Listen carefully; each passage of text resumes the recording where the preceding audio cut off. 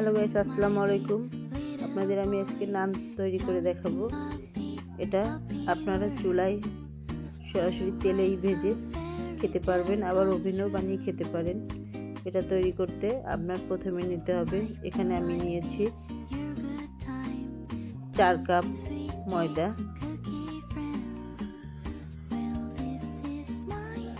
দিয়ে দিলাম একটু পরিমাণ মতন লবণ, 1 চা চামচ পরিমাণ,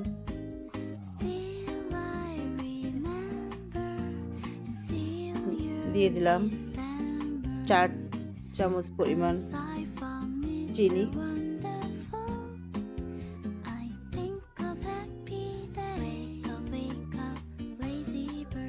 এখানে দিয়ে দিলাম আপনার 4 কাপের জন্য আমি 2 চামচ এবং 1-এর হাফ মানে 2.5 চামচ ইস্ট ছাড়া কিন্তু আপনার নান রুটি বা পাম রুটি আপনি যেটাই বলেন সেটা ফুলবে না। এখানে আমি দিয়ে দিয়েছিলাম 2 টেবিল চামচ পরিমাণ তেল। এখন আমি সুন্দর করে ডো করে নেব। এখানে আমি একটু গুঁড়া দুধ দিয়ে আমি হালকা কুসুম গরম পানিতে আমি দুধ গুলে রেখেছিলাম, সেটাই দিয়ে আমি ডোটা করছি। এটা প্রথম আপনার কাছে আঠালো আঠালো মনে হবে, কিন্তু কিছুটা আপনি যখন এটা ছেনতে থাকবেন দেখবেন একসময় আপনার হাত ছেড়ে যাবে এবং সুন্দর ডো হয়ে যাবে। এই যে দেখুন, আমি কিছু টাইম মথার পরে সুন্দর ডো হয়ে গেছে।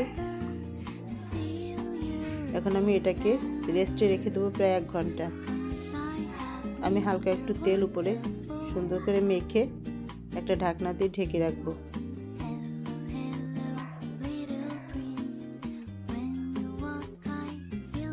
এভাবে রেখে দেবো আমি 1 ঘন্টা। এটা ইস্ট দেওয়া, যে দেখুন ফুলে প্রায় ডাবল হয়ে গেছে। এখন আমি এটাকে আরেকটু মেখে নেব, কারণ এই ডোর ভিতরে অনেক বাতাস, সেটাকে বের করে দিতে হবে। সুন্দর করে একটু মেখে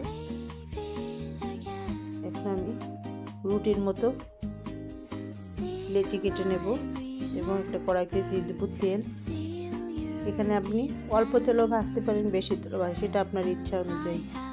এই যে দেখুন, আমি একটা বেলে দিয়ে দিলাম। এটা রুটির চেয়ে হালকা একটু মোটা হবে, যেহেতু এটা নান রুটি।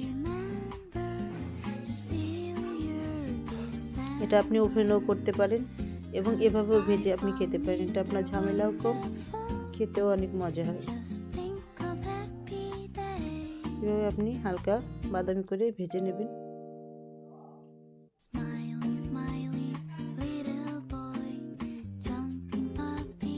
দেখুন, আমার একটু প্রায় ভাজা হয়ে যাচ্ছে।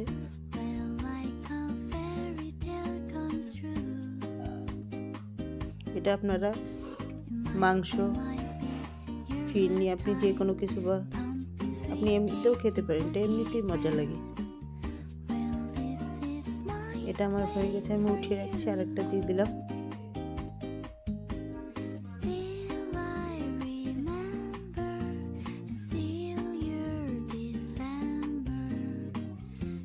এই যে দেখুন কেমন হয়েছে। এটার ভিতরে কিন্তু খুব তুলতুলে নরম হয় এবং খেতেও খুব টেস্টি হয়।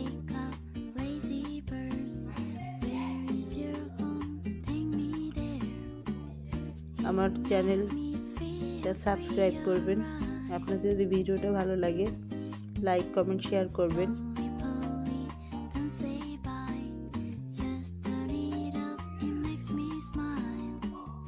এই যে দেখুন, আরেকটাও ভেজে দেখাচ্ছি।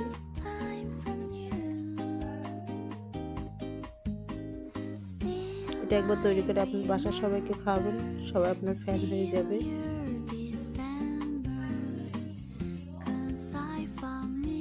এই দেখুন, আমার তৈরি করা হয়ে গেছে।